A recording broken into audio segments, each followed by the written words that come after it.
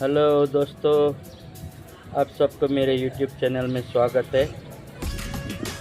तो दोस्तों, मैं होटल से निकल चुका हूँ नागरकोइल से मदुरई के लिए। अभी मैं नागरकोइल से निकल गया हूँ, तो देखते रहिए हमारा वीडियो।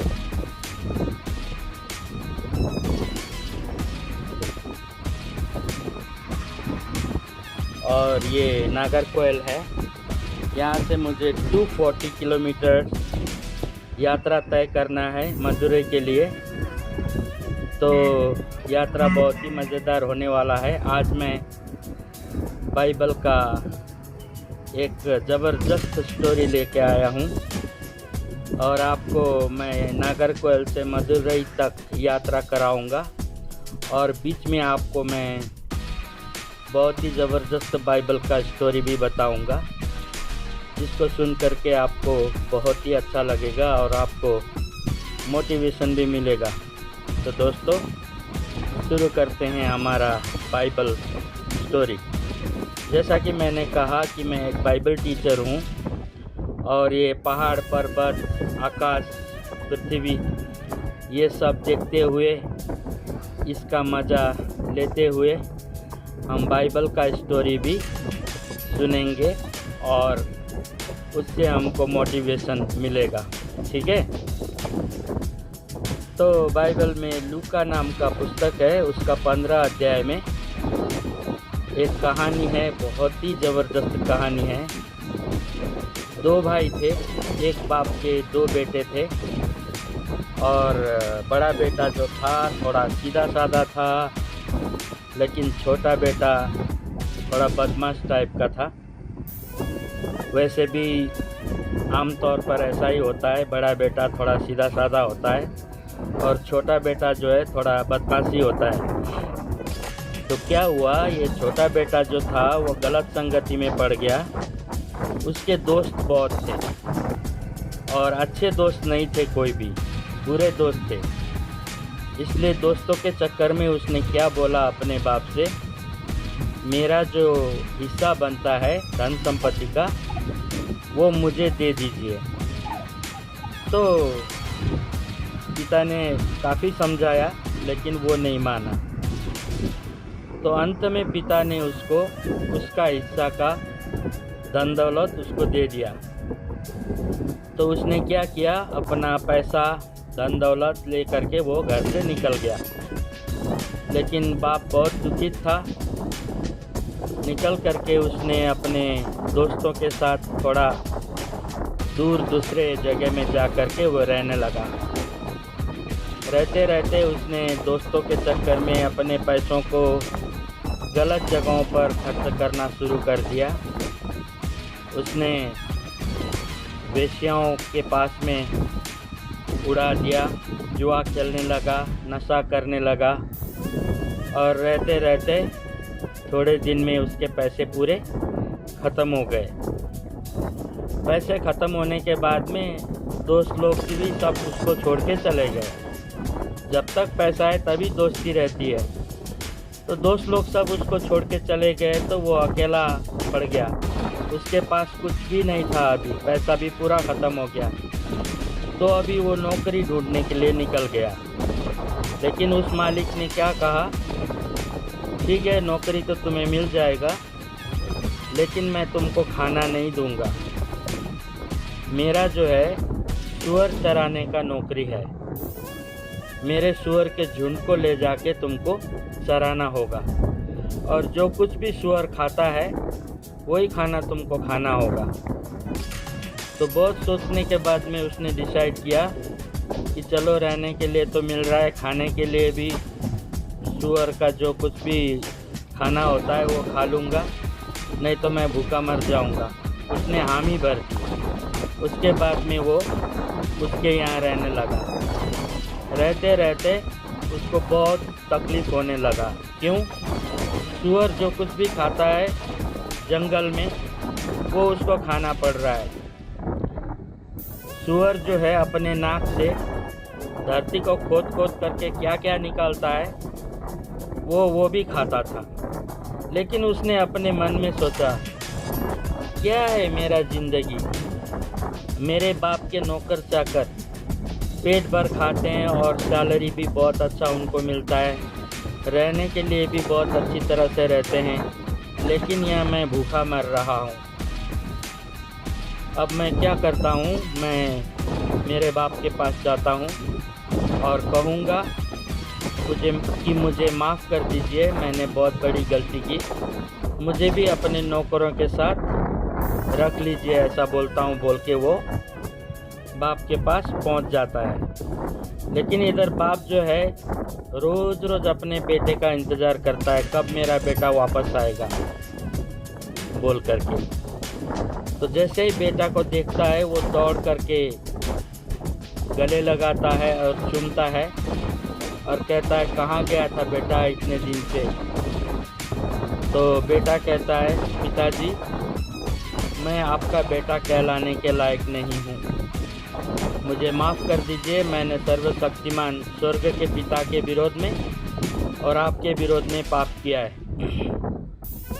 मुझे भी इन नौकरों के समान व्यवहार कीजिए, नौकरों के साथ रखिए। लेकिन पिता ने कहा, नहीं बेटा तू मेरा बेटा ही है, चल बोल करके लेके आया घर में और अपने नौकरों को आज्ञा दिया, देखो मेरा बेटा मर गया था, अभी ज़िंदा हो गया है, खो गया था, अब मुझे मिल गया है, इसको नहलाओ धुलाओ और अच्छे से अच्छे कपड़े पहनाओ और ने पार्टी करने का ऑर्डर दे दिया। तो वहाँ पर बहुत धूमधाम से पार्टी हो रहा था, धूमधाम से जश्न हो रहा था।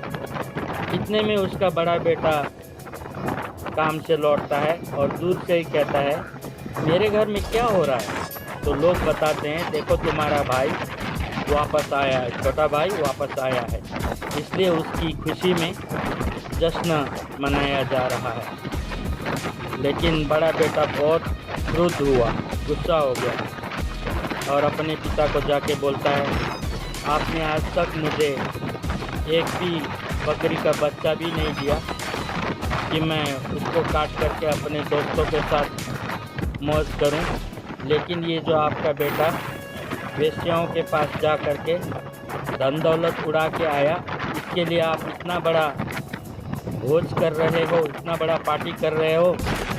तो पिताजी कहते हैं, बेटा तू तो बहुत अच्छा लड़का है, तू तो हर समय मेरे साथ है, देख ये तेरा भाई जो है ये मर गया था, अभी ज़िंदा हो गया, खो गया था, अभी मिल गया है, तो बुरा मत मान। तो यहाँ पर हमको एक शिक्षा मिलती है मेरे दोस्तों।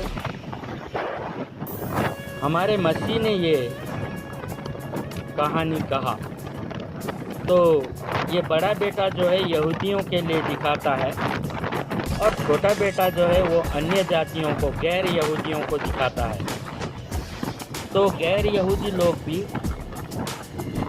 सर्वशक्तिमान पिता के पास अपने पापों को मान करके आ करके उनसे माफ़ी मांग करके अपने पापों का क्षमा मांग करके रहेंगे, तो सर्वशक्तिमान पिता उन्हें नई जिंदगी देंगे, नया वस्त्र देंगे, खाना पीना देंगे। तो यहूदी लोग जो है सर्वशक्तिमान पिता के द्वारा चुने गए जाति थे, लेकिन उन्होंने सर्वशक्तिमान पिता की बातों को नहीं माना। यही दिखाता है बड़ा बेटा और छोटा बेटा, एक पापी, एक सर्वशक्तिमान पिता के नज़र से दूर जाने वाला, वो हम अन्य जातियों को दिखाता है। तो सर्वशक्तिमान पिता कहते हैं, अपने पापों को मान लो, गलत काम मत करो, पापों की क्षमा मांगो और मेरे स्वर्ग के राज्य में प्रवेश करो। तो आज जितने भी ये कहानी सुन रहे हो मेरे दोस्तों, हम लोगों को सर्वशक्तिमान पिता के पास आना चाहिए, अपने अपने पापों को मान लेना चाहिए और फिर से वो पाप नहीं करूँगा बोल के तो हम लोग खोए हुए इस उड़ाऊ पुत्र की तरह हैं। जब हम वापस पिता के पास आते हैं तो वो हमको स्वीकार करते हैं और स्वर्ग के राज्य में प्रवेश कराते हैं। तो इससे हमको यही सीख मिलती है मेरे दोस्तों, जितने भी यहूदी लोग हैं वो सब यहूदी लोग जो हैं सर्वशक्तिमान पिता के आज्ञा को पालन करके आएंगे तो उनको भी पिता स्वीकार करेंगे। लेकिन आज यहूदी लोग आज भी सर्वशक्तिमान पिता के इच्छा के बगैर ही चल रहे हैं। वो अपना ही धुन में चल रहे हैं, अपने मन मर्जी से लॉ को मानते हैं। तो हम अन्य जातियों को चाहिए कि हम भी सर्वशक्तिमान पिता के चरणों में आएं और अपने अपने पापों को मान लें। क्या है वो पाप? चोरी, हत्या, व्यभिचार, झूठ, छल, कपट, ईर्ष्या, डाहा, क्रोध, विरोध, ये सब छोड़ करके एक सीधा साधा इंसान बन के सर्वशक्तिमान पिता के पास आना चाहिए। जो कोई भी मसीह के पास आता है अपने पापों को मान करके, तो मसीह उसको पापों की क्षमा दे देते हैं। इसीलिए तो हमारे मसीह आकर के संसार के लोगों के लिए मर गए और तीसरे दिन जीवित भी हो गए, और वो आज राह देख रहे हैं उस पिता की तरह जो अपने बेटे को कब आएगा, कब वापस आएगा मेरा बेटा बोल करके। तो हम अन्य जाति लोग जो यहूदी नहीं हैं, हम अन्य जाति लोगों को चाहिए कि हम बुराई को छोड़ें और सर्वशक्तिमान पिता की ओर आएं और उनको ढूंढें और अपने अपने पापों को मान करके पश्चाताप करके सर्वशक्तिमान पिता के राज्य में प्रवेश करें। तो इन दो भाइयों की कहानी से हमको यही शिक्षा मिलती है कि वो छोटा बेटा जो है वो हम लोग हैं, अन्य जाति लोग जो यहूदी नहीं हैं। गैर यहूदियों को भी सर्वशक्तिमान पिता उतना ही प्यार करते हैं जितना यहूदियों को करते हैं। वो बड़ा भाई जो है यहूदियों को दर्शाता है और छोटा भाई जो है हम अन्य जाति लोग जो कि सर्वशक्तिमान पिता के नज़रों से दूर हो गए थे। तो धन्यवाद दोस्तों, शालोम आप सबको।